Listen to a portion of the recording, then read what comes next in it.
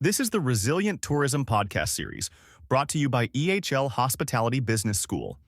This podcast is part of the Resilient Tourism Project, funded by InnoSuisse through the Flagship Program. Digital transformation isn't just about technology, it's about fostering deeper human connections. In Season 3, we explore High Tech for High Touch with leading experts, where we ask ourselves the following question: how can we balance technology and human touch in hospitality and tourism, where people are key to success? In this exciting new episode, we are delighted to have Maggie Chen interviewing Mr. Christophe Laurent, the EHL Group Values Ambassador. At EHL, Christophe Laurent plays a pivotal role in overseeing the implementation and respect of the values across the campus and all other EHL Group academic locations. Before joining EHL, Christophe held operational and managerial roles at some of the top restaurants and hotels in the UK. With his invaluable international experience in the hospitality industry, this episode delves into the human touch that defines exceptional hospitality. Are you ready to explore the secrets behind the essence of true hospitality? Today, we have the pleasure to welcome Mr. Laurent, our EHL ambassador, to our podcast series. And we want to first ask Mr. Laurent to briefly introduce himself. Thank you very much for having me, Maggie. I'm very honored to be able to share a little bit about what I know, but most of the time I'm not going to share with you what I know, but rather what I am. I am the EHL Group Values Ambassador for the past 9 years, but I've joined the EHL 30 years ago. My background is hospitality and F&B. I am a waiter. I come from the ground, and through diverse experiences in a very vast world of hotel, restaurants, schools, airlines, I have the pleasure to transmit and to share with others now what do I know about hospitality in general. Very good. So now we want to ask you a surprise question. I love surprises. I can imagine. So can you tell us something we don't know? It's not on your CV, it's not on your LinkedIn profile. Something which is always very unusual about me and which I share very openly. I love food, I love traveling, I love gastronomy. But believe it or not, many, many years ago, I actually ran a marathon. I did run a marathon. It took me 10 hours, but I did it. So I've got a marathon medal in my house. Unusual, but I did it. Excellent. Excellent. Well, this is really something I have never imagined that you do this. Okay. Yeah. Really good. Thank you for sharing that with us. Yeah. Now, we want to start our podcast with this question. What is high touch or human touch in our industry? I prefer that you say human touch than high touch, because for me, high touch brings a level of hierarchy. If you have high touch, you could have low touch. For me, it's not that. It's a touching which is important. Now, what do we touch? What do we want? Touching things, you can touch emotions. You can touch physically. You can touch with an experience, a moment, a smell. If I take an example of touching point in hospitality, the first one that comes to mind, it's very basic, but everyone understands that. A cup of tea or a glass of wine. When you try this, what do? You look at it, you smell it, you touch it, you feel it. You touch with this. So it's a basic of touching. And then touching things, touching people, touching moments, touching emotions mean that you are able to create a moment memorable, not so much for what people have paid for. Many people talk about value for money in industry. When you talk about touching point, it's not value for money. It's the ratio between pleasure and happiness. Yeah. Pleasure you can buy. Happiness happens. That's as simple as that. So yes, touch people because we deal with emotions. We want people to be happy, but we never know if they are really, really happy. So for me, this is what I will see as a basic of touch point. Okay. And I think what you say is very interesting. And you mentioned about, okay, for example, a glass of wine. And the thing is, in this case, I sense the touch. But we want to think about the other side. How do hospitality practitioners set up the touch? Well, first of all, it is what people are looking for. But hospitality is such a vast and diverse business.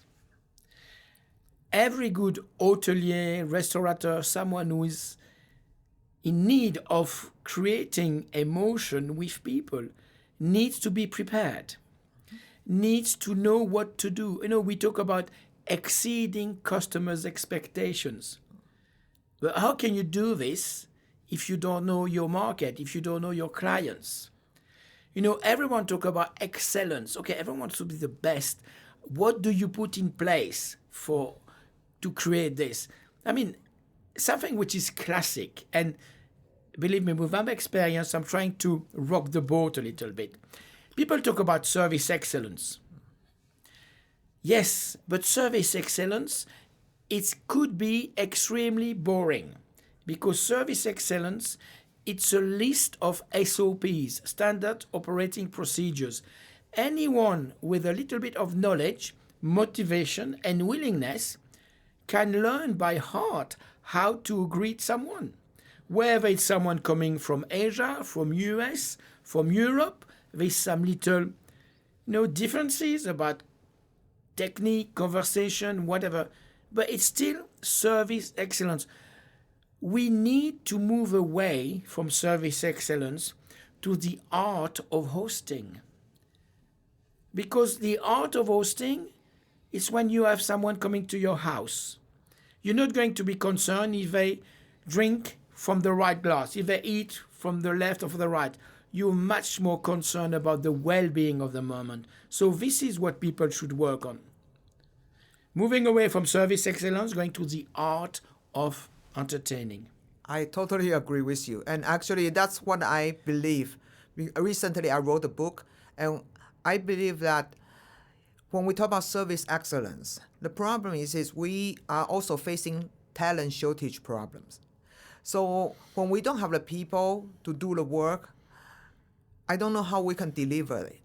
But on the other hand, I think people are willing to lower their expectation for service excellence, but in exchange for a memorable experience, like what you just said. Mm-hmm. If they find the hospitality, the positive vibe between the interactions, mm-hmm. I think they really don't care so much about whether we are drinking from a plastic cup or a crystal glass. Mm-hmm. This is what I believe. Yeah.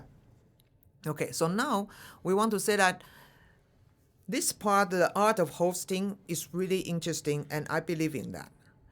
But then, on the other hand, we also know that technology has become more and more influential in our daily life and mm-hmm. in the industry. Yeah. So in this case, how do you see technology can facilitate or become a barrier for the art of hosting? Right. I'm not against technology at all. You know, it's part of our day-to-day life. We're talking about artificial intelligence. Personally, what I really like about artificial intelligence is that it's artificial. So at the beginning, you need some human brain cells art. Where I see technology helping hospitality to grow and to change, because it still has a long way to go. It's not during the customer experience, not during the touch point. It's the before and the after. The before, collecting data, helping us to understand more what to do before we interact with the guests. When the guest is here, no artificial intelligence or technology will be able to actually tell you if the person is happy. No computer could open the bottle of wine and things like that. So here we need to keep the human touch. But then the technology will come afterwards to help to speed up the cleaning process, to help to go through the accounting moment, to help with the marketing of the publicity and all that. So it's all it's like a big menu. When you enter hospitality, people can have the menu du jour, people can eat à la carte, people can have a long menu, a short menu. It's all part of the experience now, but some people have more technology, some people have less technology, but at the end of the day, you want the well-being of your customers. Very good. Very good. So you mentioned about the well-being for the customers, and we are also in line with this. But what about the well-being of the employees? How do you think about this? It is more and more important. I mean, I can share with you something which I've discovered. For the past years, until a few years ago, I was involved in a very, very important award ceremony in Asia called the Stellier Award. Stellier Awards will award not a brand, not the big boys from the hospitality world that everyone knows, but we would award people from the GM to the pool boy, for the marketing to the salesperson. So I will be sitting on a panel, I will be given profile, read, and so on. And of course, it's very hard to be in Europe and to know the finesse or the expertise of an HR person. But for the GM, we always used to do face-to-face interviews. And this is the evolution we saw. 20 years ago, the GMs were really, really concerned about their guests. Then, of course, came the well-being of the staff. Happy staff, happy customers, obviously, But even now, people are focusing more on adapting your working life to your private life. Now we should adapt your private life to your working life. This is how it starts to change. It's difficult because, again, there's a cultural background, a cultural expectation. One of the way to motivate people, unfortunately, it's still your salaries. And in certain part of the world, they're only given minimum wages, and someone give them an extra 20 or 30, whatever, they will cross the road. So it's not so much what people want. I'll give you an example. A very good friend of mine was the GM on one of the top hotels in Vietnam, the Metropole Hotel, if people know what I'm talking about. The way he increased well-being of the staff was, for example, moving in Asia, in Vietnam, from 6 days a week to 5 days a week. It was a shock for the workers because they said, what am I going to do the other day? Am I still going to get paid? Yes, it's time for you. So he had to train people not to come to work. He put in place birthday celebration. If your child at his birthday, you have half a day off. In Asia, the family is so important. So to know that on that day you can stay at home because it's your son's or your daughter's birthday was fantastic. He forced them to learn.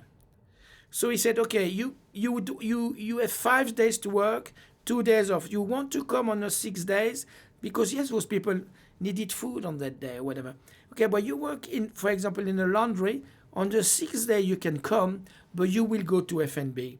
So people will just learn new skills without even noticing that they had the opportunity to grow within the company. So this is how you look after people on the physical side, but also on the mental side. When I come from a generation, we don't even care about happiness at work. Now it's more and more what people should be concerned. So basically what you said is human touch should not only be for customers, but also for employees. Of course. Very good. It's everyone. Yes, I totally agree with you. So then we want to know that in the future, we believe that human touch should still be relevant. Yes. Yes. Then in this case, what new competencies will hospitality and tourism professionals need? How can the industry attract and retain talents? And also prepare these talents for the art of hosting and human touch. They should not be afraid to rock the boat, to change things. the system needs to grow. I mean, be crazy. You know, we are at EHL here. One of our principles I really like is experimentations. We used to have innovation and creativity, and in technology it's important. I love creativity or innovation. But why I really like experimentation? Because what's the point to innovate if you don't try it on? And try it on means resilience, means you're not going to be able to see success straight away. Many hotels are so happy on their comfort zone. It works. Well, step out of your comfort zone, go into your performance zone. Sometimes go in the risk zone. Of course, remain within the legal constraint. But do this, go for it. You know, I share with many people my idea of innovations. For me, it's not a matter of thinking out of the box. No, I sometimes shock people when I say this. I say, don't think out of the box. Why do you need a box? The box is your limit. The box are your constraints. Kick the box away and go crazy and see how far you can take it until you actually become a leader, a new trend. Sometimes you might lose credibility, but okay, one of the best examples, I'm sure you know about those resorts in Southeast Asia, in the Maldives. You know, one of their slogan is no news, no shoes. Completely different. So it's a very high style resort with top service. No news, no shoes. And the first thing is, when you check in, they don't tell you the Wi-Fi code. They ask you how long can you be without Wi-Fi. This is disruptive. This is where technology is there only if you need it and you want it. This is another touch. This is where the tech and the touch are meeting. We really love that story. And we really want you to see if you can share another one or two of these kind of examples or your personal favorite experience where you really experience the human touch. Well, I give you an experience of human touch, which is hospitality, but not hospitality in a hotel. It's in the travel industry. I'm also very privileged. I travel the world for my EHL activities. And one of my most emotional experience as a traveler, as a business traveler, was on an airline which has not necessarily has the reputation to be one of the best in the world. And it's Air China. Air China used to have a flight direct from Geneva to Beijing. I used to be on that flight regularly. And I love tea, and I drink a lot of tea. And one hour there, they greeted me with the standards, and they say, okay, what would you like to do? And I say, well, I love tea. And I said, I really like oolong tea. I know. You told me before. Yeah, I know. Yeah. And they say, oh, we don't have oolong tea. Okay, fair enough. We take off. About an hour, 2 hours within the flight, one of the attendants comes along and brings me oolong tea. I say, wow. I said, sir, this is a special and private tea from the pilot. We talked about you, and he's allowed us to give you some of his tea. So this is, human touch. This is moment where they say, wow, they stepped out of their comfort zone. They use creativity. They talk about it, and they deliver an experience. That's what it is. It's as simple as that. People ask me, what is your favorite hotel, your favorite? For me, it's not the high tech. It's the people. I mean, I have great experience in bed and breakfast in Scotland. If you ever go to the tiny little village of Durness, north of Scotland, there's a local pub. It's beautiful. There's nothing around. In the evening with the local people, you share the food, you share obviously the drinks, you can see the sunset and the sunrise on the beach. This is also where human touch goes into deeper, it goes to emotional touches. I think you answer one question I want to ask you. Basically, can SME, also small and medium business, deliver the high touch? But I think you just tell us that, yes, it's possible. Of course it's possible. And I think it's even easier because there's much more closer to the day-to-day running of activities. See, in my career, when I work in hospitality, I've never worked for the big organization, the big hotels. I always work for Relais Chateau. I work for Michelin star restaurants where we were doing everything from greeting the guests, serving the food, carrying the luggage, but we had such a relationship which helped us to identify the needs. That's what it is. It's not a matter of size, it's a matter of willingness and resources. When I see a young junior person working in hospitality having difficulties, some of our students are going on internship, if they don't perform to the standards, most of the time I don't blame them. I blame the person who has placed the youngster in that situation without assessing the level of knowledge or skills, without having the possibility to train that people first. But because the guest doesn't know, when you go into a restaurant or sit in a bar, you don't know if that person started in the morning or 10 years ago. That's what it is. Yeah. I think from your conversation, I feel like over the past maybe 20, 30, 40 years, something got lost in the hospitality industry. Mm-hmm. The hospitality industry used to be the industry that aiming to make people happy. Mm-hmm. But now this has become rare. What do you think about it? Well, Maggie, you would need to define happy. Yeah, it's like, like what you just said. Yeah. The pilot heard Yeah. a story and then Yeah. basically he doesn't need to. But he want to do that because he want to make you happy. Exactly. And that part, I think, has Yeah. disappeared. Maybe it's part of what you mentioned earlier about standard operating procedures. It's a combination of everything. First of all, it's fantastic that more and more people are traveling. The world is bigger, the planet is shrinking. Okay, it was an impact on the carbon footprint and so on, and everyone is aware of it. Everyone should do a little bit to adapt into this. But on what we are talking about, what has been lost, many things. It's not so much lost. Maybe it has to come back. We're through a cycle. The pressure of the competition, the growth of the other hotels around the road. You see, many people said, "Oh, I'm sure you have. I love entertaining at home. I love having my friends. I love going out. We should open a restaurant." But what people miss when they think of that, when you have people in your house, you're in charge of the timing. When you open a business, you're not. The customer is in charge of the timing. You must adapt into it. What has been lost is the patience. What has been lost is the time to train people.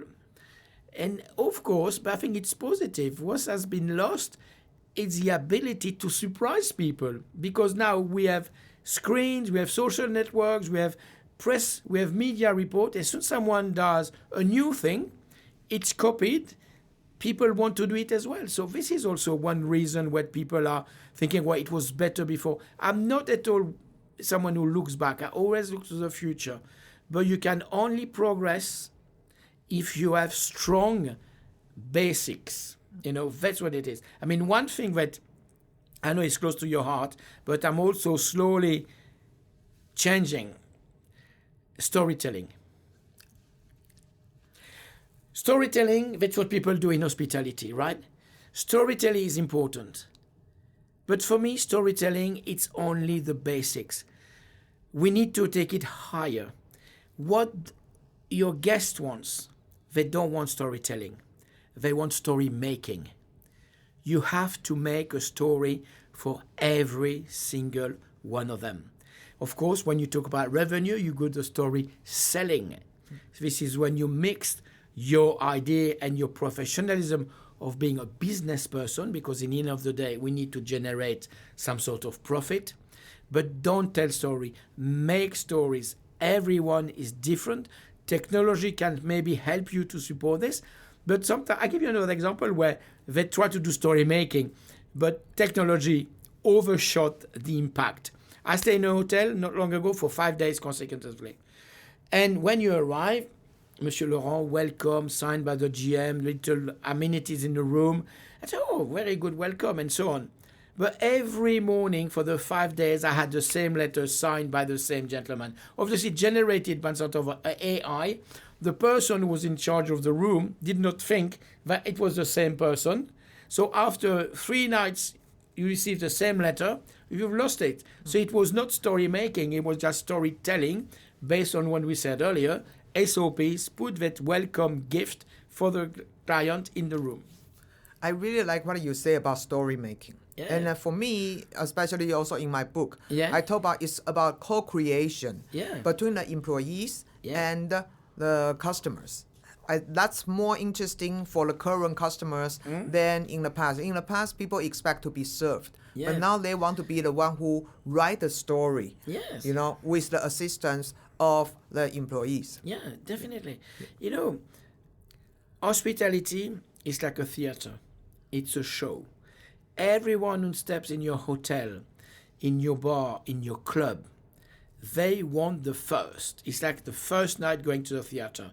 Red curtain open, boom, the show is on the road.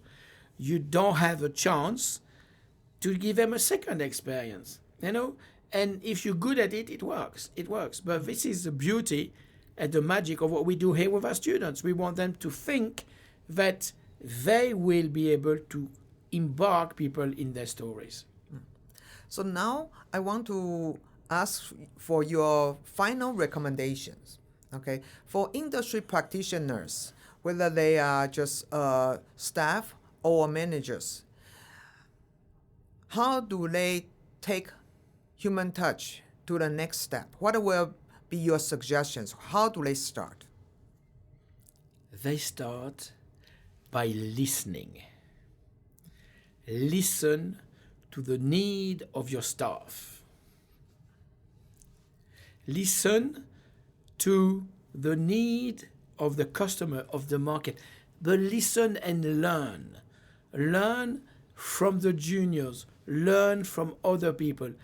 Listening, for me, is the most important thing you can do. People talk about communication. Communication is not only talking, it's listening. From what you've learned, what you've listened, apply and adapt. Be resilient. Don't be afraid to say, well, I'm sorry, I've made a mistake. And then it's always a very thin balance between what we said earlier, generating happiness, pleasure, and revenues. But really, really listen and take care of the people working for you and around you. Benevolence, caring. Caring is much more important than respect. Respect, only people sometimes respect by fear. And if they only respect by fear, they have only three options. You run away, you hide, you fight. No, respect through the differences, the diversity. Open your business and welcome within your team people with maybe learning disabilities or people who need to develop something that you will gain from. But have a caring approach with your staff. Remember that in human resources, you have the word resources, but you have the word human. And the word human, it's what brings us to the human touches. It's not the technology. This is the touches of the human beings which are driving hospitality, whether it's the front, the back, or in the dining room. This is a success for me. I really like your point. The first most important point is this: start with staff. Mm-hmm. We strongly believe at the EHL, we believe human centricity. Mm-hmm. And when we say human centricity, that means we consider staff and customers. Mm-hmm. That's the only way to move forward. Yes, of course it is. In the end of the day, we are all human beings. Remember where you come from. Engage and share.